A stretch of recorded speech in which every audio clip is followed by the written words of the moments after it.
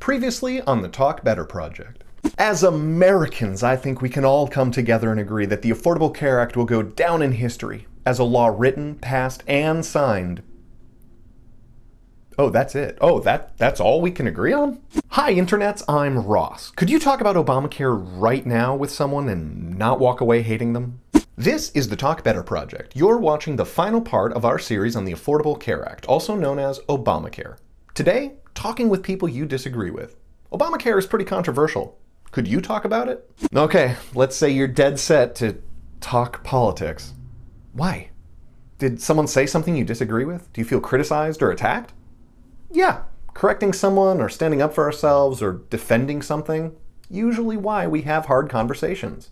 But remember, a good conversation is always going to do more than a bad debate. So, rule number 1, there's no such thing as winning. You want to correct someone or defend yourself? That's fine. But talking politics in order to win is like going to a baseball game in order to have fun. You won't, and that's not the point anyway. Do you really think it's going to go well if you make point after point about societal imbalancing caused by income inequality, or pommel the person with supply-side economics until they see the golden light of liberty? When was the last time you surrendered your position because someone said a fact or made an argument? It doesn't happen often. Instead, make every conversation about the person sitting in front of you. After all, you don't know why they think the way they do. Best way to talk about the ACA is to ask about it. Think back to earlier episodes. You don't know what history they're drawing on. Do they agree with their party all the time? What do they see the ACA doing? For all you know, their reasons are completely different from someone else who happens to agree with them. So, say you're against the ACA, talking with someone who's for it. Consider asking questions like, how could you be such a mindless, idiotic... Oops. No. If Obamacare is so much like Romneycare, why do you think the Democrats didn't cooperate with Republicans in 1993? Are there ways we could get everyone insured without requiring it by law? Why is it personally important to you to get everyone insured? Maybe the person doesn't agree with the Democratic Party on most issues, or has interesting ideas for how to increase insurance market participation. Those are things you can find common ground on, but you can't find them without questions.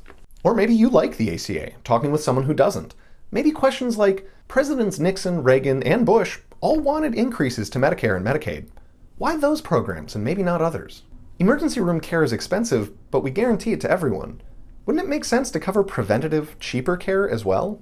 What does it feel like to be such a stupid bastard? How did these get in here? Have you ever known anyone who needed serious medical care but had no way to pay for it? Maybe the person follows the party but likes the idea of helping the less fortunate and is just wary of big government. If you ask enough questions, you might reveal that shared ground.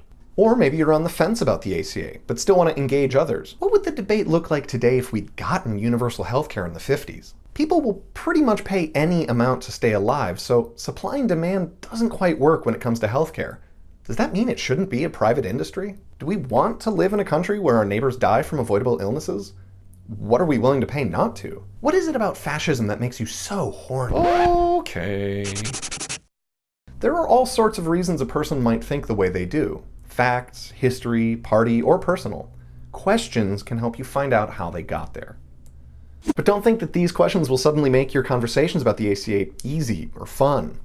They're going to be hard. Real hard. Really, really hard. Rule number 2. Almost everyone is going to pretty much always disagree with almost everyone else all of the time.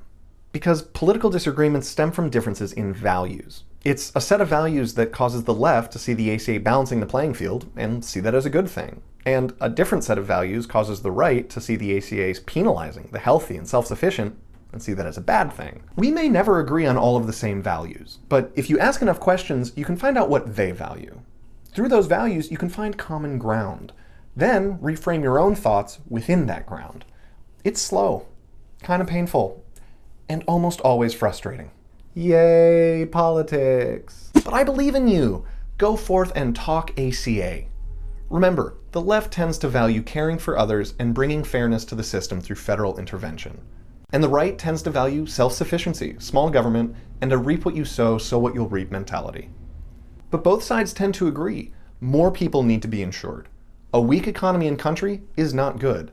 And rising healthcare costs are concerning. But these are just generalities, and the ACA is just one law. Talk with one person at a time.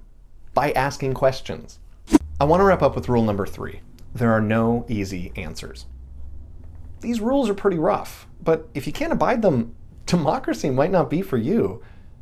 Politics conversations are hard, but we can't afford to keep not having them. Our country's in a bad place, and only we can get it out. So have hard conversations, ask questions, talk better, and don't forget to always head back to watch and rewatch parts 1 through 4 of this series and share them with your friends, family, and acquaintances. But we are done. Next week, we start a brand new topic. I can't make the Talk Better project without your help. So please consider following the link to Patreon down below the video, become a contributing producer, and get your name right up there. Or share the video, like it. Also, leave a comment and let me know what topics you want covered in the future. Thanks. See you around. Next time on the Talk Better project. In a stunning development, Republicans and Democrats in the House and Senate are in complete agreement and have issued a joint statement. Quote, "You guys, Stranger Things is like so good."